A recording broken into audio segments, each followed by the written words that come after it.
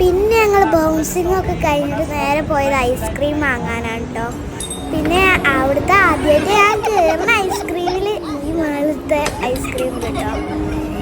ഞാൻ ഇതിലാദ്യമായിട്ടാണ് കയറുന്നത്.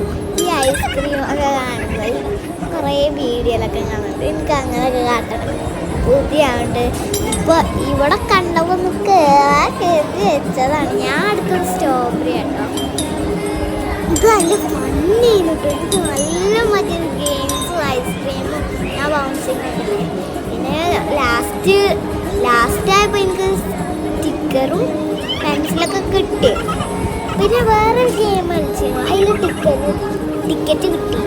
പക്ഷെ അതിന് പ്രൈസ് ചെയ്യാൻ പോയപ്പോൾ പറഞ്ഞത് 100 ആയാൽ മാത്രമേ കിട്ടുകയെന്ന്.